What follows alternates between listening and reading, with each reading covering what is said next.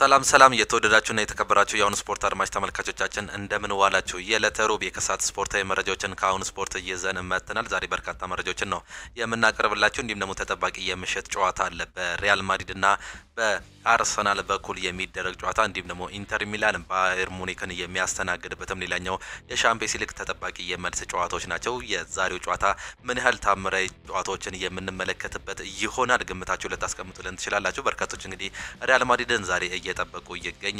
ኢንተር ሚላንም ከባድ ጨዋታ ነው የሚያጋጥመው ከባየር ሙኒክ ጋር የሚያደርገው ጨዋታ። በዛሬው ጨዋታ ላይ ማንን ጥሎ ወደ ቀጣዩ ዙር ያልፋል የሚለው እንግዲህ በበርካቶች ደረጃ እየተጠበቀ ይገኛል። አርሰናል ቅድሚያ ግምት ነው እየተሰጠ የሚገኘው በተለይም 3-0 የመጀመሪያውን ዙር በማጠናቀቁ ምክንያት ይህንን ወደ ቀጣዩ ዙር ማለትም ወደ ግማሽ ፍጻሜ ያልፋል ተብሎ የሚጠበቅ ክለብ መሆኑን እየተገለጸ ይገኛል። እንዲሁም ደግሞ ሌሎች በርካታ መረጃዎችንም ይዘን ቀርበናል። የተወደዳችሁና የተከበራችሁ አድማጮቻችን ከእናንተ የሚጠበቀው ሰብስክራይብ በማድረግ የቤተሰባችን አባል እንዲሆኑ ነው የምንጋብዛችሁ። ላይክ በማድረግ ደግሞ እንድታበረታቱን እንጠይቃችኋለን። ሁሌም አዳዲስና ትኩስ ስፖርታዊ መረጃዎችን ለማግኘት አሁን ስፖርት ምርጫቸው ይሁን ነው የምንለው። እኛ ቀጥታ ወደ ፕሮግራሞቻችን አለፍን። የ2030 የዓለም ዋንጫ አዲሱ ምክረ ሀሳብ ለምን ተቃውሞ ገጠመው የሚለውን በቅድሚያ ስንመለከት በ2030 የዓለም ዋንጫ የተሳታፊ ሀገራትን ቁጥር ወደ 64 በማሳደግ የቀረበው ምክረ ሀሳብ ተቃውሞ ገጥሞታል። የደቡብ አሜሪካ ሀገራት እግር ኳስ ፌዴሬሽን ከ5 ዓመት በኋላ በሚደረገው መድረክ የተሳታፊ ሀገራት ቁጥር ወደ 64 ከፍ እንዲል ምክረ ሀሳብ ቀርቦ የነበረ ቢሆንም ተቃውሞ ገጥሞታል። የሰሜን እንዲሁም ደግሞ መካከለኛ አሜሪካ እንዲሁም ደግሞ የካሪቢያን ሀገራት እግር ኳስ ማህበር ምክረ ሀሳቡን ተቃውሞ ውድቅ አድርገውታል። የማህበሩ ፕሬዚዳንት ቪክተር ሞንቲግሊያኒ አይደለም በ64 ሀገራት በ48 ሀገራት ማካሄድ በራሱ ፈታኝ መሆን ሊታወቅ ይገባዋል ሲሉ ሀሳባቸውን ሰጥተዋል። ሞሮኮ፣ ስፔን እንዲሁም ደግሞ ፖርቹጋል በጣምራ የ2030ውን የዓለም ዋንጫ ትልቅ ድግስ የሚያዘጋጁ ሀገራት ናቸው። ጊዜው ዓለም ዋንጫ የሚደረግበትን 100ኛ ዓመት የሚከበርበት በመሆኑ ከ3 ሀገራት በተጨማሪ አርጀንቲና፣ ፓራጓይ እንዲሁም ደግሞ ዩሩጓይም የመክፈቻ ጨዋታውን የሚደረግባቸው ናቸው። የአውሮፓ እግር ኳስ ማህበር ፕሬዚዳንት የሆኑት አሌክሳንደር ሴፌድ እንዲሁም ደግሞ የኤሲያ ሀገራት እግር ኳስ ፕሬዚዳንትም ቀደም ብለው የቀረበውን ምክረ ሀሳብ የተቃወሙ ናቸው። አሜሪካ፣ ሜክሲኮ እንዲሁም ደግሞ ካናዳ በጣምራ በሚያዘጋጁት የ2026 የዓለም ዋንጫ ለመጀመሪያ ጊዜ 48 ሀገራት የሚሳተፉበትም እንደሆነ ይታወቃል።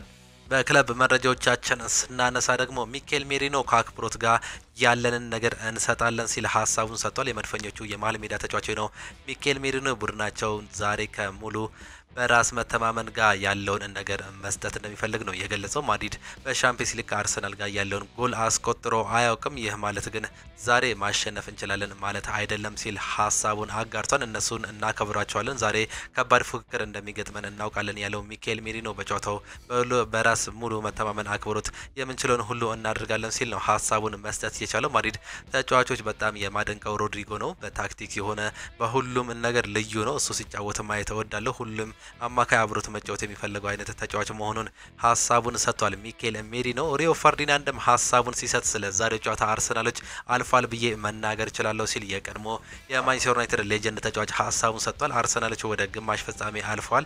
ይህ ያልኩበት አሁን ላይ ያለው ማድሪድ የድሮ ማድሪድ አይደለም ሲል ነው ሀሳቡን መስጠት የቻለው። የስፔን ክለብ ሪያል ማድሪድ ቡድን ትንሽ ተበታትኗል፣ አለመግባባቶች አሉ፣ ሚዛኑን እያጣ ይመስለኛል ሲል ሀሳቡን የገለጸ ሲሆን አርሰናል በእርግጥ በሳንቲያጎ በርናቡ ጨዋታው ይከብዷል፣ ከባድ ፈተናም ሊያጋጥመው ይችላል። አሁን ባለው አቋም ግን ማሸነፍ ይችላል ሲል ሀሳቡን ሰጥቷል። አርሰናል ተጫዋቹ ልምምድም ሰርተውለታል። የሰሜን ለንደን ክለብ አርሰናል ተጫዋቾች ዛሬ በሚያደርገው ጨዋታ ላይ ልምምድ መስራታቸው ነው ይፋ የተደረገው። ከቀናት በፊት ጉዳት አጋጥሟቸው የነበረው የመሃል ሜዳ ተጫዋች ቶማስ ፓርቴ በቡድኑ መደበኛ ልምምድ ላይ መሳተፉ ተገልጿል። ጋናዊው አማካይ ቶማስ ፓርቴ ሪያል ማድሪድን ለመግጠም ከቡድኑ ጋር ወደ ስፔን እያመራል ተብሎም ይጠበቃል። በተጨማሪም የተከላካይ ስፍራ ተጫዋች የሆነው ቤን ዋይት ልምምድ መስራቱ ይፋ ተደርጓል። ጣሊያናዊ የተከላካይ ስፍራ ተጫዋች ሪካርዶ ካላፌሪ አሁን ላይ ከጉዳት ምክንያት የማይገኝ ተጫዋች መሆኑ ተገልጿል። አርሰናሎች በክረምት የዝውውር መስኮት የባየር ሙኒኩን የመስመር አጥቂ የሆነውን ኪንግስሌ ኮልማንን የማስፈረም ፍላጎት እንዳላቸው ተዘግቧል። ነገር ግን ቲቢአር ፉትቦል አርሰናል ኮልማንን የማስፈረም ምንም አይነት ፍላጎት የላቸውም ሲል አስነብቧል። እንደ ቲቢአር ፉትቦል አርሰናል ኮልማንን እንደ መጀመሪያ የዝውውር አማራጭ አድርገው አይመለከቱትም ሲል አስነብቧል። 100 ሚሊዮን ፓውንድ ተለጥፎበታል። አርሰናል በክረምት የዝውውር መስኮት ለማስፈረም ከያዛቸው የፊት መስመር ተጫዋቾች መካከል አንደኛው የሆነው ሁጎ ኤኪቲኬ ዋጋ ተለጥፎበታል። የጀርመን ክለብ ኢንትራንክ ፍራንክፈርት የ22 ዓመቱ የፊት መስመር ተጫዋች ለማስፈረም የሚመጣ የትኛውም ክለብ 100 ሚሊዮን ፓውንድ የሚጠጋ ገንዘብ ማቅረብ እንዳለባቸው ነው በትላንትናው ዕለት ቢልድ እያስነበበው። ጃኮብ ኪቪየር ባለፈው ሳምንት ከሪያል ማድሪድ ጋር ስለተጫወተው ነገር ሀሳቡን ሰጥቷል። ፍርሃት አልተሰማኝም ነበር። በእርግጥ ይህ በእግር ኳስ ሕይወቴ ውስጥ ካሉ ታላላቅ ጨዋታዎች አንዱ ነበር። ነገር ግን በብሔራዊ ቡድን ውስጥ ትላልቅ ጨዋታዎች ከምባፔ ጋር ነበረኝ። ነገር ግን ለሁሉም ነገር ዝግጁ ነበርኩኝ። እናም ከጨዋታው በፊት በጣም ጥሩ ስሜት ተሰምቶኝም ነበር። በጨዋታው በምንም ጨዋታ መረብ ሳያስደፍሩ መውጣት ለኔ ምርጥ ነው። ምክንያቱም ይህ የሜዳዬ ስራዬ ነው። መባፔ በጣም ፈጣን ተጫዋች ነው። በጣም ምርጥም ተጫዋች ነው። በዚህ ሰዓት ላይ ካሉ ምርጥ አጥቂዎችም አንዱ ነው ሲል ሀሳቡን ሰጥቷል። በእርግጥ ጋቢ ይህን ጨዋታ መጫወት ይችል ነበር። ነገር ግን ተጎድቷል እና ለሁሉም ነገር ዝግጁ መሆን አለብኝ። ይህን ያህል ጊዜ አግኝቻለሁ ብዬ አልጠበኩም ነበር። ቶሎ ተመልሶ እንደሚወጣ ተስፋ አድርጋለሁ። እናም ለዛ ቦታ በመታገል አብረን ልምምድ መስራት እንችላለንም ሲል ስለ ጋብሪኤል ማጋሊስ ሀሳቡንም ሰጥቷል። ጃኮብ ኪቪየር አንድሬ ኦናና ለሊዮን ጨዋታ በቡድን ስብስብ ውስጥ ለመካተት እርግጠኛ አይደለም ሲል በትላንትናው ዕለት ለማንቸስተር ዩናይትድ ቅርብ የሆነው ሳሙኤል ሉኸርስት አስነብቧል። ካሜሩናዊው ግብ ጠባቂ አንድሬ ኦናና ለሐሙሱ የሊዮን ጨዋታ ወደ ቡድን ስብስብ በመመለሱ ዙሪያ እርግጠኛ እንዳልሆነ ነው የተገለጸው። ምንም እንኳን ግብ ጠባቂው አልታይ ባይንደር በሴንት ጄምስ ፓርክ ጨዋታ ላይ ጥሩ ብቃት ባያሳይም በዚሁ ጨዋታ ላይ በቋሚነት የመሰለፍ እድል እንዳለው ነው እየተነገረው። አንድሬ ኦናና በጨዋታው ላይ በተደጋጋሚ እየሰራቸው ባለው ስህተቶች ምክንያት ባሳለፍነው እሁድ ከኒውካስል ጋር በተደረገው የሊግ መርሃ ግብር ከቡድን ስብስብ ውጪ ተደርጎ እንደነበር ይታወሳል። ይህንንም በሐሙሱ ጨዋታ ሊደገም ይችላል ሲል ነው ሳሙኤል ሉኸርስት እያስነበበው። አንድሬ ኦናና ከዩናይትድም ሊለቅ የሚችልበት እድል እንዳለ ነው እየተገለጸ የሚገኘው። የማንቸስተር ዩናይትድ ግብ ጠባቂ አንድሬ ኦናና ባሳየው ደካማ አቋም ምክንያት በኒውካስል ጨዋታ በአሰልጣኝ ሩበን አሞሪም ከቡድን ስብስብ መቀነሱ ይታወሳል። ይህንም ተከትለው አንድሬ ኦናና እንዲሁም ደግሞ ማንቸስተር ዩናይትድ ስለ መለየት ሊያስቡ ይችላሉ የሚሉ ጥርጣሬዎች በክለብ ውስጥ እንደነበሩ ዘ አትሌቲክስም አስነብቧል። ይሁን እንጂ አሁን ላይ ባለው ሁኔታ አንድሬ ኦናና በማንቸስተር ዩናይትድ ቤት ይቆያል ተብሎ እንደሚጠበቅ ተገልጿል። አንድሬ ኦናና ማንቸስተር ዩናይትድን ሊቀላቀል የወጣበት 43.8 ሚሊዮን ፓውንድ ክፍያ በ5 ዓመት ውል ውስጥ ተከፍሎ የሚመዘገብም ይሆናል። በክለቡ የ3 ዓመታት ኮንትራትም ነው ያለው። አንድሬ ኦናና አሁን የተመዘገበው ዋጋ 26.3 ሚሊዮን ፓውንድ መሆኑ ነው የተገለጸው። ማንቸስተር ዩናይትድ ኦናናን ከዚህ ባነሰ ዋጋ ከሸጡ እንደ ኪሳራ እንደሚመዘገብባቸውም ተገልጿል። በዚህ ምክንያት ማንቸስተር ዩናይትድ አንድሬ ኦናናን በክለቡ ሊያቆየው ወይም ደግሞ በውሰት ሊሰጠው የሚችልበትም እድል እንዳለ ተነቧል። ነገር ግን ሳውዲዎች ከዚህ ገንዘብ በላይ የሚያቀርቡ ከሆነ የሚሄድ እድሉም ይኖራል። አሁን ላይ ሊያም ዴላፕን ለማስፈረም በሚፈልጉት ጥረት ፉክክር ውስጥ ያሉት ክለቦች ማንቸስተር ዩናይትድ እንዲሁም ቼልሲ ናቸው። ሁለቱ ክለቦች ከጀርመን ክለቦች በበለጠ ተጫዋቹን የማስፈረም ከፍተኛ እድል አላቸው ሲል ፋብሪዚዮ ሮማኖ አስነብቧል። በአሁኑ ሰዓት ላይ በከፍተኛ ደረጃ እየገፋበት የሚገኘው ማንቸስተር ዩናይትድ መሆኑና እየመራ እንደሚገኝ ነው ያስነበበው። አዲስ ስም ከወደ ጀርመን በአጥቂ ክፍል ላይ አለ ሲል ፕሌቲ ጎል አስነብቧል። ማንቸስተር ዩናይትድ የቼክ ሪፐብሊክ ዜግነት ያለውን የባየር ሌቨርኩሰን አጥቂ የሆነው ፓትሪክ ሺክ ሁኔታ እየተከታተለው ይገኛሉ። የማንቸስተር ዩናይትድ ሰዎች ወጣት ተጫዋች ለማስፈረም ፍላጎት ቢኖራቸውም ግን ሺክን ለማስፈረም እያሰቡ ይገኛሉ። ተጫዋቹ 29 ዓመቱ ላይ ይገኛል። ባየር ሌቨርኩሰን ከተጫዋቹ ከ25 ሚሊዮን ዩሮ እስከ 30 ሚሊዮን ፓውንድም ይፈልጋሉ ሲል ፕሌቲ ጎል አስነብቧል። ማንቸስተር ዩናይትዶች በወራጅ ክለብ ሳውዛምፕተን ቤት የሚገኘውን ግብ ጠባቂ አሮን ራምስዴል ለማስፈረም እያጤኑበት እንደሆነ ዘሰን አስነብቧል። በአምናው የዝውውር መስኮት ከአርሰናል ወደ ሳውዛምፕተን አቅንቶ በአሁኑ ዓመት ወራጅ ቀጠና ላይ የሚገኘውና ወደ ሻምፒዮንሺፕ መውረዱን ያረጋገጠው ሳውዛምፕተን ይህን ተጫዋች ይለቃል ተብሎ ይጠበቃል። አሮን ራምስዴል ደግሞ በአሁኑ ሰዓት ላይ ምናልባት በማንቸስተር ዩናይትድ ራዳር ውስጥ ሊገኝ እንደሚችል ነው እየተገለጸ የሚገኘው። በዚህ ሰዓት ላይ የማንቸስተር ዩናይትድ አንደኛ እንዲሁም ደግሞ ሁለተኛ በረኛ የሆኑት አልታይ ባይነርና አንድሬ ኦናና በክረምቱ የሚለቁ ከሆነ የተጫዋች በማንቸስተር ዩናይትድ ቤት ካሪንግተን ይታያል የሚል ዘገባን ዘሰን አስነብቧል። ሪያል ቤቲስ አንቶኒን ለተጨማሪ ዓመት በውሰት ለማቆየት ጥያቄ እያቀረቡ ቢሆንም ማንቸስተር ዩናይትድ ውድቅ አድርጎታል። ማንቸስተር ዩናይትድ አንቶኒን በቋሚ ውል ለመሸጥ ነው የሚፈልጉት ሲል ሚለር ስፖርት ነው ያስነበበው። አንቶኒ ሮዲገር ወደ ሳውዲ አረቢያም ሊሄድ የሚችልበት እንዳለ እየተነገረ ነው የሚገኘው። የሳውዲ አረቢያ ክለቦች ጀርመናዊውን የሪያል ማድሪድ ተከላካይ ስፍራ ተጫዋች አንቶኒ ሮዲገርን ለማስፈረም እንደሚፈልጉም የተገለጸ ሲሆን አንቶኒ ሮዲገር በበኩሉ ወደ ሳውዲ አረቢያ ለማግናት አለማሰቡ እንዲሁም ደግሞ የመጀመሪያ ምርጫው ሪያል ማድሪድ መሆኑን ዘ አትሌቲክስ አስነብቧል። አንቶኒ ሮዲገር በሪያል ማድሪድ ውሉን ለማራዘም ንግግር ላይ መሆኑ ሲገለጽ የደሞዝ ጭማሪ እንደሚደረግለትም ነው እየተጠቆመው። በተጨማሪም በአዲስ ኮንትራት 100 ሚሊዮን ዩሮ የውል ማፍረሻ ሂሳብ እንደሚካተትም ተገልጿል። ኦሴሎ ማድሪድ በመቀልበስ እየተካነ ነው ሲል ነው ሀሳቡን የገለጸው። ስፔናዊ የቀድሞ የሎስ ብላንኮቹ የፊት መስመር ተጫዋች ኦሴሎ ሪያል ማድሪድ ጨዋታ በመቀልበስ እየተካነ ነው በማለት ሀሳቡን ገልጿል። በዓለም ላይ ጨዋታ የመቀልበስ የሚችሉ ብቸኛው ሪያል ማድሪድ ነው ሲል ኦሴሎ በክለቡ እምነት እንዳለው የገለጸ ሲሆን የመጀመሪያ ጨዋታ ሲጠናቀቅ ሁሉም ሰው ማድሪድ የተሰናበተ መስሎት ነበር የሚለው ኦሴሎ አሁን ላይ ሁለተኛው ጨዋታ ሲቃረብ ግን ሰዎች መጠራጠርም ጀምሯል ሲል ሀሳቡን ገልጿል። በአምናው ቻምፒየንስ ሊግ ፍጻሜ ላይ ተቀይሮ ገብቶ ጎሎችን ያስቆጠረ ሁለቱን ጎሎች ማስቆጠር የቻለው ኦሴሎ በዚህ ዓመትም የዋንጫ ተፋላሚ ሪያል ማድሪድ ነው ሲል ነው ሀሳቡን የገለጸው። በዛሬው የአርሰናል ጨዋታ ላይ ሪሞንታዶ አስቸጋሪ ነው ነገር ግን የማይቻል አይደለም። አስቸጋሪ ነው ነገር ግን የማይቻል አይደለም። የካርሎ አንቸሎቲ ቡድን ሪያል ማድሪድ በዘንድሮው የውድድር ዓመት 3 ጎሎች እንዲሁም ደግሞ ከዛ በላይ በማስቆጠር በበርናቦ ላይ 7 ጨዋታዎችን አሸንፏል ሲል ስታቲክሱን ማርካ አጋርቷል። ዛሬም ይህ ነገር ሊከሰት እንደሚችል ነው የጠቆመው። ሪያል ማድሪድ አሁንም ማርቲን ዙቤሜንዲ ይልቅ አሌክሲ ማካሊስተርን ማስፈረም ምርጫው አድርጎታል። ዙቤሜንዲ ምንም እንኳን እስካሁን ድረስ ስሙ ከሪያል ማድሪድ ጋር የተያዘ ቢሆንም በአሁኑ ሰዓት ላይ ግን እቅድ ውስጥ እንደሌለ ነው ማርካ ያስነበበው። ይህንም ተከትሎ ምናልባት የሊቨርፑልን የአማካይ ስፍራ ተጫዋች አሌክሲ ማካሊስተርን ይፈልጉታል ሲል አስነብቧል። በአርሰናል ጨዋታ ላይ የሚመዘገበው ውጤት በካርሎ አንቸሎቲ የወደፊት እጣ ፈንታ ጉዳይ ላይ ወሳኝ እንዲሁም ደግሞ አስፈላጊ ይሆናል። ከአንድ ሳምንት በፊት ይህንን ጉዳይ እየተመለከተ ያለው ውል 50-50 ነበር። ነገር ግን ከአርሰናል ጨዋታ በኋላ ሁሉም ነገር ሊቀያየር ይችላል። ስለዚህ አሁን ላይ በሪያል ማድሪድ የአሰልጣኝ ለውጥ ሊኖር የሚችልበትም እድል ሰፊ ነው ሲል ፋብሪዚዮ ሮማኖ ነው እያስነበበ የሚገኘው። የጨዋታ በሽንፈት የሚጠናቀቅ ከሆነ በክረምቱ የመልቀቅ እድላቸውም እንደሰፋ ነው የሚገመተው። ስፔናዊ አሰልጣኝ ዣቪ አሎንሶ አንድ ቀን የሪያል ማድሪድ አሰልጣኝ በመሆን ወደ ክለቡ መመለስ ይፈልጋል። አሰልጣኙ ባለፈው የውድድር ዘመን በብዙ የአውሮፓ ታላላቅ ክለቦች ቢፈለግም እሱ ግን ወደ ሪያል ማድሪድ ለመሄድ ሲል ጥያቄውን አልተቀበለም። ዣቪ ባለፈው ዓመት ከሊቨርፑል ጋር እንዲሁም ደግሞ ከባየር ሙኒክ በኩል ጥያቄዎች የቀረቡለት ቢሆንም ጥያቄውን ውድቅ ያደረገበትን ምክንያት ሪያል ማድሪድ ማሰልጠን የምንጊዜውም ህልሙ እንደነበር ነው ፋብሪዚዮ ሮማኖ አያይዞም ማስነበብ እየቻለው። ዛሬም በአውሮፓ ቻምፒየንስ ሊጉ ተጠባቂ ጨዋታዎች አሉ። እንዲሁም ደግሞ በእንግሊዝ ፕሪሚየር ሊግ ተስተካካይ ጨዋታ የሚደረግ ይሆናል። አንድ ተስተካካይ ጨዋታ ነው የሚኖረው። በአውሮፓ ቻምፒየንስ ሊግ እጅግ በጣም ተጠባቂ ሁለት ጨዋታዎች የሚኖሩ ሲሆን በሳንሲሮ ጂሴፔ ሜዛ ስቴዲየም ናፖሊ ባየር ሙኒክን የሚያስተናግድ ይሆናል። እንዲሁም ደግሞ በሳንቲያጎ በርናቦ ሪያል ማድሪድ አርሰናልን የሚያስተናግድ ነው የሚሆነው። እነዚህ ሁለቱ ጨዋታዎች እጅግ በጣም ተጠባቂ እንደሆኑ ነው ካሁኑ እየተገለጸ የሚገኘው። በተለይም የኢንተር ሚላንና የባየር ሙኒክ ጨዋታ በመጀመሪያ ዙር ጨዋታ በሙኒክ በተደረገ ጨዋታ እንግዲህ 2-1 በሆነ ውጤት ኢንተር ሚላን ማሸነፉን ተከትሎ የዛሬው ጠባብ ውጤት ለዛሬው ጨዋታ ተጠባቂ ያደርገዋል። የሪያል ማድሪድና የአርሰናል ጨዋታ ደግሞ ሪያል ማድሪድ ምናልባት ይህን ጨዋታ ይገለብጥ ይሆን የሚል የበርካቶች ጥያቄ መሆኑ ነው እየተገለጸ የሚገኘው። የመጀመሪያውን ዙር ጨዋታ አርሰናል 3-0 በሆነ ሰፊ ውጤት ማሸነፉን ተመልክተን ነበር። እጅግ በጣም 3 አስደማሚ ጎሎችን በተመለከትንበት ጨዋታ ላይ ዲክላን ራይስ 2 ቅጣት ምቶችን በአስገራሚ ሁኔታ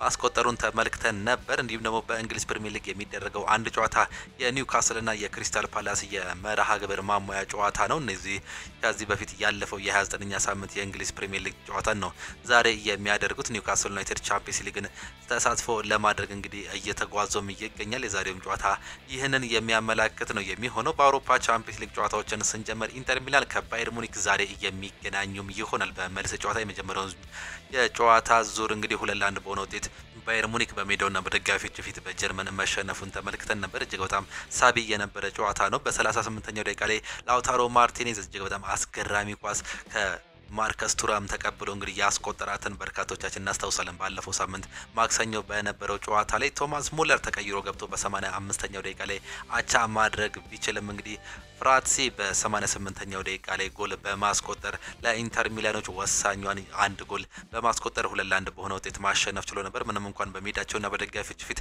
የቪንሴንት ኮምፓኒ ልጆች ብዙ ሙከራዎችን ቢያደርጉም ኳስ በመጫወትም እጅግ በጣም ጥሩ የተሻሉ ቢሆንም እንግዲህ ማሸነፍ አልቻሉም ነበር። በጨዋታው ላይ 20 ሙከራዎችን እያደረጉ ሲሆን 7ቱ ኢላማቸውን እየጠበቁ ነበሩ።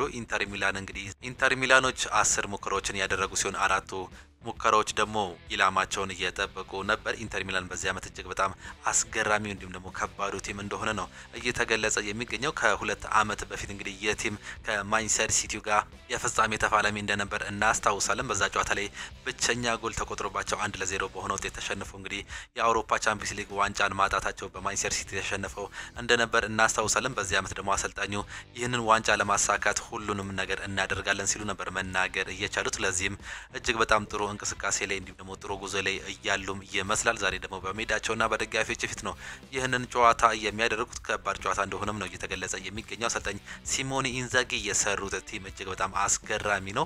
በ3-4-3 የሚጫወተው ይህ ቲም እንግዲህ ዛሬም ከባባድ ተጫዋቾቻቸውን ይዘው እንግዲህ እንደሚጫወቱ እየተገለጸ የሚገኛል። እነ ዲማርኮንና ዛላዊስኪን በመስመር ተጫዋችነት ይዘው የሚጫወተው ይህ ቲም እጅግ በጣም አስገራሚ ግስጋሴን እያደረገም ይገኛል። ዛሬ የመልስ ጨዋታቸው ነው የሚያደርጉት። እነዚህ ሁለቱ ክለቦች በተገናኙበት ጊዜ ባየር ሙኒክ 7 ጊዜ እያሸነፈ ሲሆን ኢንተር ሚላን 5 ጊዜ ማሸነፍ ችሏል።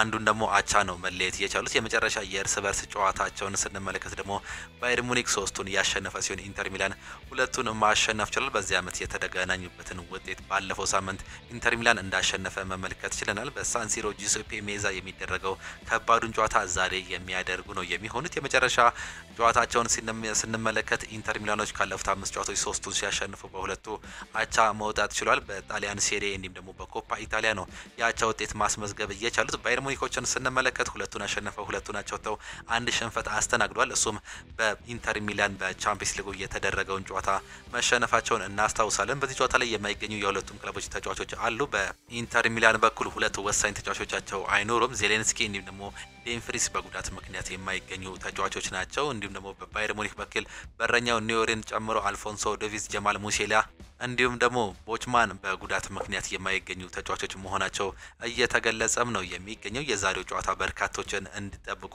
ያደርጋቸዋል። በተለይም እንደ አግሪጌት 90 ደቂቃ እየቀረ 2-1 መውጣታቸው እንግዲህ ለእነዚህ ለሁለቱ ክለቦች ወሳኝ ጨዋታ በዛሬ በጣሊያን የምንመለከተው ይሆናል። ምሽት 4 ሰዓት ላይ ማን ያልፋል የምንመለከተው ነው የሚሆነው። ግምታችሁንም ልታስቀምጡልን ትችላላችሁ የተወደዳችሁና የተከበራችሁ አድማጮቻችን።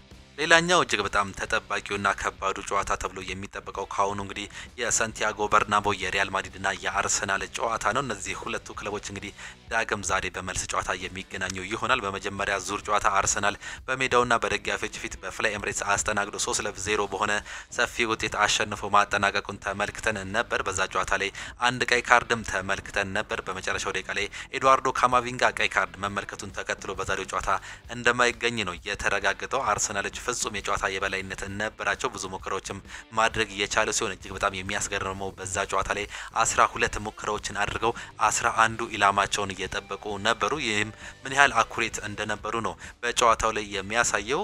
ሪያል ማድሪዶች ደግሞ ከሜዳቸው ውጪ 9 ሙከራዎችን ያደረጉ ሲሆን 3ቱን ብቻ ነው ወደ ጎል መሞከር እየቻሉት ወይም ደግሞ ኢላማቸውን መጠበቅ እየቻሉ። በመጀመሪያው አጋማሽ ላይ እጅግ በጣም የተመጣጠነ ጨዋታን ተመልክተን ነበር። በአርሰናል በኩል ቡካዮ ሳካ ይዟቸው የሚገባቸው ኳሶች ፋይናል ሰርድ ላይ ጨራሽ ባለማግኘታቸው ምክንያት 0-0 መውጣታቸው ተመልክተን ነበር። በሪያል ማድሪድ በኩል እነ ቪኒሲየስ ጁኒየር እና ኪሊያን ምባፔ በተለይም ኪሊያን ምባፔ በመጀመሪያው አጋማሽ ብዙ ሙከራዎችን አድርገው ነበር። አንዳንድ ሪያል ማድሪዶች አስቆጪ ሙከራዎችንም አድርገው ነበር። ነገር ግን በሁለተኛው አጋማሽ የአሰልጣኝ ሚኬል አርቴታ ሰራዊቶች እጅግ በጣም ተለውጠው መግባት ችለው ነበር። እንደ ቲም የተለየ ሆነው መግባት ችለው ነበር። ከዛም በኋላ የተገኙ ሁለት ቅጣት ምቶችን ዲክላን ራይስ በማስቆጠር እንግዲህ አስገራሚ አጨራረስ በማስመልከት ሁለት ጎሎችን ማስቆጠር ቻለ። ሶስተኛውን ጎል ሚኬል ሜሪኖ ነበር ከሉዊስ ስኬሊ አስገራሚ አሲስት በማግኘት ማስቆጠር እየቻለው። በጨዋታው ላይ ሁለቱንም ቅጣት ምቶች ያስገኘው ከጉዳት የተመለሰው እንግሊዛዊ ፈርቅ የሆነው ተጫዋች ቡካዮ ሳካ ነበር። የጨዋታውም ልዩነት አንዱ እንደነበር ነው መመልከት እየቻለው። ምንም እንኳን ዲክላን ራይስ ያልተጠበቁ ሁለት ቅጣት ምቶችን ማስቆጠር ቢችሉም ቡካዮ ሳካ በጨዋታው ላይ እጅግ በጣም አስገራሚ እንደነበር ነው መመልከት እየቻለው። ነገር ግን ከጨዋታው በኋላ እንግዲህ የተጫዋች ጉዳት እንዳጋጠመው ተመልክተንም ነበር። ዲክላን ራይስም እንዲሁ ጉዳት ያጋጠመው ተጫዋች ነበር። ነገር ግን ባለፈው የእንግሊዝ ፕሪሚየር ሊግ ጨዋታ ላይ አቻ በተለያዩበት ጨዋታ ተቀይረው መግባታቸውን ነው መመልከት እየቻለው። ዛሬ ዛሬ ይህን ጨዋታ እንግዲህ ማን ያሸንፋል? አርሰናሎች ይህንን ውጤት በማስጠበቅ እንዲሁም ደግሞ በሳንቲያጎ በርናባው ዳግም በማሸነፍ ሪያል ማድሪዶችን ጥለው ያልፉ ይሆን ወይስ ሪያል ማድሪዶች እንደዛቱት ይህን ጨዋታ በመቀልበስ ወደ ግማሽ ፍጻሜ ለማለፍ ያላቸውን ሁሉ ይሰጣሉ የምንመለከት ነው የሚሆነው። እነዚህ ሁለቱ ክለቦች በታሪካቸው 5 ጊዜ ተገናኝተዋል። 3ቱን አርሰናል፣ 2ቱን ደግሞ አቻ ነው መለያየት እየቻለው። ሪያል ማድሪድ እስካሁን ድረስ ማሸነፍ አልቻለም። ይህም እጅግ በጣም አሰቃቂ ወይም ደግሞ መጥፎ ሪከርድ መሆኑን ነው እየተመለከትን የምንገኘው። በቻምፒየንስ ሊጉ በተገናኙበት 3 ጨዋታዎች ደግሞ 2ቱን አርሰናል፣ አንዱን ደግሞ አቻ ነው መለያየት እየቻሉት። አራተኛ የቻምፒየንስ ሊግ ጨዋታቸው ነው የዛሬ ጨዋታ የሚሆነው። በአራተኛ የቻምፒየንስ ሊግ ጨዋታ ሪያል ማድሪድ ታሪክ ይሰራ ይሆን ወይስ ታሪካቸውን አርሰናሎች እያስቀጥሉ ይሆን? በካርሎ አንቸሎቲ እንዲሁም ደግሞ በሚኬል አርቴታ መካከል የሚደረገው ታክቲክ ጦርነትን ዛሬ ምሽት የምንመለከት እንደሆነ ነው በርካቶች እየገመቱም የሚገኙት። በእርግጥ አብዛኞቻቸው አርሰናል እንደጨረሰ ጨዋታውንና ይህ ነገር በሪያል ማድሪድ በኩል ይገለበጣል የሚል እምነት እንደሌላቸው በርካታ ፑንዲቶች እየተናገሩም የሚገኙ ይሆናል። በሳንቲያጎ በርናባው 81044 ደጋፊዎችን በሚይዘው በዚህ ስቴዲየም እንግዲህ በዛሬው ጨዋታ ላይ ጣሪያው እንደሚዘጋ ሪያል ማድሪዶች እያሳወቁም ነው የሚገኙት። በዚህ ጨዋታ ላይ ከ50 ዓመት በላይ የሆኑ ደጋፊዎች እንዲሁም ደግሞ ከ14 ዓመት በታች የሆኑ ደጋፊዎች በዚህ ጨዋታ ላይ የመገኘት እድላቸው ሬድ እንደሆነ ነው ካሁኑ እየተዘገበ የሚገኘው። ይህንም ያደረጉበት ወሳኙ ምክንያት ሪያል ማድሪዶች ስቴዲየማቸውን በመዝጋት እንግዲህ ወሳኝ ደጋፊዎቻቸውን ጉልበት ያላቸው እንዲሁም ደግሞ ሞቅ ለማድረግ እንደሚሞክሩ ነው መረጃዎች እየወጡ የሚገኙት። ዛሬም እጅግ በጣም ከባድ ድባብ በሳንቲያጎ በርናባው እንደምንመለከት ካሁኑ እየተገለጸ ይገኛል። በመጀመሪያው ጨዋታ ላይ አርሰናል ይህንን ነገር መጠቀሙን ተመልክተን ነበር። አሰልጣኝ ሚኬል አርቴታ በጨዋታው ላይ ደጋፊዎቻችን እንፈልጋለን፣ የተለየ ድባብ ዛሬ እንፈልጋለን፣ በዚህ ጨዋታ ላይ አሸንፈን ለመውጣት ብለው ከተናገሩ በኋላ ደጋፊዎቻቸው እጅግ በጣም የሚገርም ዝማሬን ፍላይ ኤምሬትስን አስመልክተው ነበር። ጨዋታው ከመጀመሩ በፊት የተለያዩ እንደ ካምፌድ የመሰሉ ፍላየሮችም ተመልክተን ነበር። በርካታ ነገሮችን በፍላይ ኤምሬትስ የተመለከትነው ጉዳይ ነው። በዚህም ጨዋታ ላይ በሳንቲያጎ በርናባው ከዚህ በተለየ እጅግ በጣም የሚያስገርም ድባብን በስፔን እንደምንመለከት ነው ካሁኑ መረጃዎች እየወጡ የሚገኙት። እነ ማርካ እንዲሁም ደግሞ አስ ለሪያል ማድሪድ ቅርብ የሆኑ መረጃዎችን እንዳወጡልን ከሆነ ይህ ነገር በሪያል ማድሪድ ለመቀልበስ ብዙ ነገሮችን እንደሚያደርጉ ካሁኑ ግልጽ ይሆናል ሲሉ ነው እየተነገረ የሚገኘው። በዚህ ጨዋታ ላይ የማይገኙ በርካታ ተጫዋቾች አሉ። በሪያል ማድሪድ በኩል ዳኒ ካርቫል፣ ፌርናንድ ሜንዲ፣ ኤደር ሚሊታው፣ አንድሬ ሉኒን እንዲሁም ደግሞ ኤድዋርዶ ካማቪንጋ አይገኙ። ኤድዋርዶ ካማቪንጋ በቀይ ካርድ ምክንያት የማይገኝ ሲሆን ሌሎቹ ግን በጉዳት ምክንያት እንደማይገኙ ነው በዛሬው ጨዋታ ላይ የተገለጸው። ሌላኛው ቶማስ ፓርቴ በዛሬው ጨዋታ ላይ የመገኘት እድሉ ጠባብ እንደሆነ እየተገለጸ ይገኛል። ባለፈው ጨዋታ ላይ ግጭት አጋጥሞታል። ይህም ጉዳት እንዳጋጠመው ነው መረጃዎች እየወጡ የሚገኙት። ጀርጊኒዮም በዚህ ጨዋታ ላይ የማይገኝ ሌላኛው ተጫዋች ነው። ጋብሪኤል ጂሰስ፣ ቶሚያሱ፣ ቤን ዋይት፣ ካይ ሃቨርትስ፣ ጋብሪኤል ማጋሊዝ እንዲሁም ደግሞ ሪካርዶ ካላፊዮሪ እንደማይገኙ እየተገለጸ ይገኛል። ቤን ዋይትም ጉዳት እንዳጋጠመው አሰልጣኝ ሚኬል አርቴታ እየተናገሩ ይገኛሉ። በዛሬው ጨዋታ ላይ ይገኝ አይገኝ እስካሁን እየታወቀ ነገር የለም። በርካታ ተጫዋቾች ግን ጉዳት ላይ መሆናቸው ነው እየተገለጸ የሚገኘው። ባለፈው ጨዋታ ላይ በቻምፒየንስ ሊግ ጉዳት አጋጥሟቸው ተቀይረው እየወጡት ዲክላን ራይስ እንዲሁም ደግሞ ቡካዮ ሳካ ግን በዛሬው ጨዋታ ብቁ እንደሆነና አሰላለፍ ላይ እንደሚገኙ አሰልጣኙ ማረጋገጥም ችሏል። ይህን ጨዋታ ካሁኑ በርካቶች እየገመቱትም እየጠበቁትም ይገኛል። አሰልጣኝ ካርሎ አንቸሎቲ ይህን ጨዋታ የማይቀለብሱም ከሆነ ምናልባት በክረምት የዝውውር መስኮት ወደ ብራዚል ብሔራዊ ቡድን የመሄድ እድላቸው ሊሰፋ እንደሚችል ነው እየተገለጸ የሚገኘው። ፍሎሬንቲኖ ፔሬዝ ስር እንግዲህ ትግስት ሊኖር እንደማይችልና ሊለቅ እንደሚችሉ ፋብሪዚዮ ሮማኖ ካሁንም እያረጋገጠ ይገኛል። ዣቪ አሎንሶም እነሱን ምትክ ሆኖ ሊመጡ እንደሚችል ነው እየተገለጸ የሚገኘው። ካርሎ አንቸሎቲም የመቆየት እድላቸውን ሰፋ ለማድረግ የዛሬው ጨዋታ ወሳኝ እንደሆነ እየተገለጹ ይገኛሉ። ቫስከስን ጨምሮ በርካታ የሪያል ማድሪድ ተጫዋቾች እንግዲህ ይህን ታሪክ መስራት የሚችለው ሪያል ማድሪድ ብቻ ነው፣ ይህንንም ደግሞ ማድረግ እንችላለን ሲሉ መናገር ችሏል። ኪሊያን ምባፔ፣ ቪኒሲየስ ጁኒየር እንዲሁም ደግሞ ጁድ ቤሊንጋም ካለፈው የጨዋታ መጠናቀቅ በኋላ በርካታ ሀሳቦችን ሰጥተው ነበር። በተለይም ጁድ ቤሊንጋም እንደተናገረው ከሆነ በዚህ ጨዋታ ላይ 3 ጎሎች ብቻ ስለተቆጠረብን እጅግ በጣም ደስተኞች ነን፣ እድለኞችም ነን። 3 ብቻ ሊቆጠረብን አይገባም ነበር፣ ከዛ በላይ ብዙ እድሎች ነበሩ ሲሉ ሀሳቡን ገልጾ ነበር። ነገር ግን በሳንቲያጎ በርናባው በሚደረገው ጨዋታ ላይ እንደምንቀለብሰው እርግጠኞች ነን ሲሉ ሀሳባቸውም ገልጿል። ኪሊያን ምባፔ፣ ቪኒሲየስ ጁኒየርም ቢሆን ካለፈው ሳምንት ጀምሮ እንግዲህ በትዊተር ገጻቸው እንዲሁም ደግሞ በኢንስታግራም ገጻቸው ላይ ሀሳብ እየሰጡም ይገኛሉ። የበርናባውን ጨዋታ በርካቶች እንድንጠብቅ የሚያደርጉ ሀሳቦችንም ነው እየሰጡ የሚገኙት። እናንተስ ምን ትላላችሁ? በዛሬው ጨዋታ ላይ ማን ያሸንፋል? ሪያል ማድሪድ እንደዛተው ይህንን ታሪክ በመገልበጥ 3-0 በማሸነፍ እንግዲህ ወደ ግማሽ ፍጻሜ ያልፋል ወይስ ደግሞ አርሰናል ዳግም በሳንቲያጎ በርናባው ለሁለተኛ ጊዜ በማሸነፍ ወይም አቻ በመውጣት እንግዲህ ወደ ቀጣዩ ዙር ያልፋል የሚለውን ግምታችሁን ኮሜንት ቦክስ ላይ ልታጋሩን ትችላላችሁ። ሪያል ማድሪድ በእርግጥ በቻምፒየንስ ሊጉ 3-0 እና ከዛ በላይ ተሸንፎ ጨዋታን ገልብጦ አያቅም። ዛሬ ያደርገው ይሆን የምንመለከት ይሆናል። በበርካታ ጊዜ በቻምፒየንስ ሊግ በርካታ ታሪኮችን መመልከት ችለናል። ከነዚህም መካከል ባርሴሎና የፒኤስጂን መገልበጥ መመልከት የቻልንበት እንዲሁም ደግሞ እነ ሮማ 2-0 3-0 ሲመሩ ቆይተው እንግዲህ የገለበጡበትን እነ ጁቬንቱስም ይህን ታሪክ የገለበጡበትን ታሪክ የምናስታውሰው ጉዳይ ነው። በተለይም ሮናልዶ በጁቬንቱስ በነበረበት ጊዜ እንግዲህ ከአትሌቲኮ ዲ ማድሪድ ጋር በነበረው ጨዋታ ገልብጠው የወጡበትን ውጤት ተመልክተን ነበር። 3-0 ተሸንፈው 3-0 አሸንፈው ከዛ በኋላ በፔናልቲ ማሸነፋቸውን በርካቶቻችን እናስታውሳለን።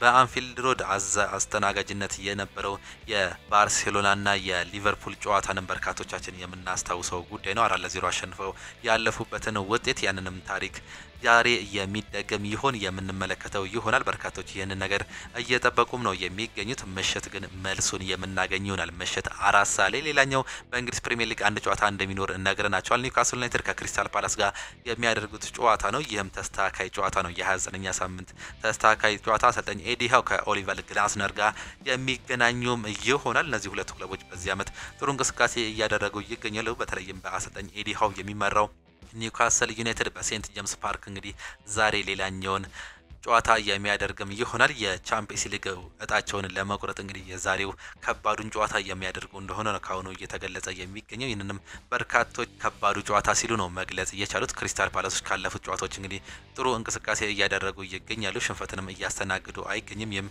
ተጠባቂ ያደርገዋል። የመጀመሪያ ዙር ጨዋታቸውን ስንመለከት በክራቨን ኮቴጅ በተደረገ ጨዋታ በሴልሃርስት ፓርክ ስቴዲየም በተደረገ ጨዋታ አንዳቻ ነበር መጠናቀቅ የቻለው። በዛ ጨዋታ ላይ ማርክ ጉይ በራሱ ጎል ላይ ካስቆጠረ በኋላ ዳንኤል ሙኑዝ ለክሪስታል ፓላስ በማስቆጠር አንዳቻ ማጠናቀቃቸውን ተመልክተን ነበር። ዛሬ ደግሞ የመልሱ ጨዋታ በሴንት ጄምስ ፓርክ ስቴዲየም የሚደረግም ነው የሚሆኑት። እነዚህ ሁለቱ ክለቦች በተገናኙበት ጊዜ ኒውካስል ዩናይትድ 27 ጊዜ ያሸነፈ ሲሆን ክሪስታል ፓላስ 12 ጊዜ ማሸነፍ ችሏል። 13 ጊዜ ደግሞ አቻ ነው መለየት የቻሉት። የመጨረሻ 5 ጨዋታውን ስንመለከት ኒውካስል ሁለቱን አሸንፏል። ክሪስታል ፓላስ አንዱን ያሸነፈ ሲሆን ሁለቱን ደግሞ አቻ ነው መለየት የቻሉት። የመጨረሻ ጨዋታቸውን ስንመለከት ኒውካስል ዩናይትዶች ካለፉት 5 ጨዋታ 5ቱንም ማሸነፍ ችሏል። ክሪስታል ፓላሶች ደግሞ ካለፉት 5 ጨዋታ 3ቱን ያሸነፉ ሲሆን አንዱን ተሸንፈው አንዱን አቻ መውጣታቸውን ነው መመልከት የቻለው። ዛሬም ሌላኛው ተጠባቂ ጨዋታ በዛሬው ስቴዲየም የሚደረግ ነው የሚሆኑት። በዚህ ጨዋታ ላይ የማይገኙ ተጫዋቾችን ስንመለከት በኒውካስል ዩናይትድ በኩል ጆይ ዊሎክ፣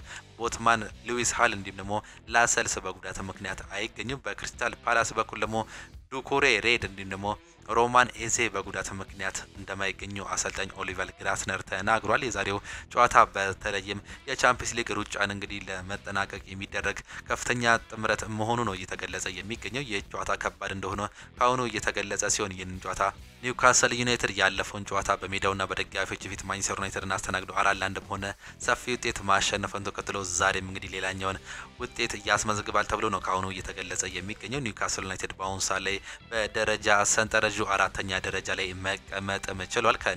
ከኖቲንጋም ፎረስት ያለው የነጥብ ልዩነትም አንድ ብቻ ነው የሚሆነው። ዛሬ ጨዋታውን የሚያሸንፍ ከሆነ ወደ 3ኛ ደረጃነትም የሚገባም ነው የሚሆነው። ይህም እጅግ በጣም ትልቅ እድል እንደሚሆን ነው ከኒውካስል በኩል እየተገለጸ የሚገኘው። ክሪስታል ፓላሶችም በደረጃ ሰንጠረዡ በአሁኑ ሰዓት ላይ 12ኛ ደረጃ ላይ መቀመጥ ችሏል 43 ነጥብ በመያዝ። ዛሬ ኒውካስል ዩናይትድ የሚያሸንፍ ከሆነ እንግዲህ ከማንቸስተር ሲቲ ጋር ያለውን የነጥብ ልዩነት ወደ 4 ከፍ ማድረግም ይችላል። ይህም ከፍተኛ እድል ለቻምፒየንስ ሊግ መወዳደሪያ እድሎችን ከፍ የሚያደርጉም ይሆናል። ኒውካስል ዩናይትድ ኖቲንጋም ፎረስትን በዚህ ዓመት ለበርካታ ጊዜ 3ኛ ደረጃነትን የያዘውን ኖቲንጋም ፎረስትን በመገልበጥ ነው አሁን 3ኛ ደረጃ ላይ የመቀመጥ እድል የሚኖረው። ዛሬም ይህ ተጠባቂ ጨዋታ ምሽት የሚደረግ ይሆናል። ምሽት 3 ሰዓት ተኩል በሚጀምረው በዚህ ጨዋታ እናንተም ግምታችሁን ልታስቀምጡልን ትችላላችሁ። በተለይም ዛሬ 3 ጨዋታ እንዳለ ነግረናቸዋል። ኢንተር ሚላን ከባየር ሙኒክ፣ ሪያል ማድሪድ ከአርሰናል እንዲሁም ደግሞ ኒውካስል ዩናይትድ ከክሪስታል ፓላስ በሚያደርጉት ጨዋታ ላይ እንድትዝናኑ እንድታዩዋቸው እንዲሁም ደግሞ ግምታችሁን እንድታስቀምጡልን ነው የምንፈልገው። የተወደዳችሁን የተከበራችሁ አድማጮቻችን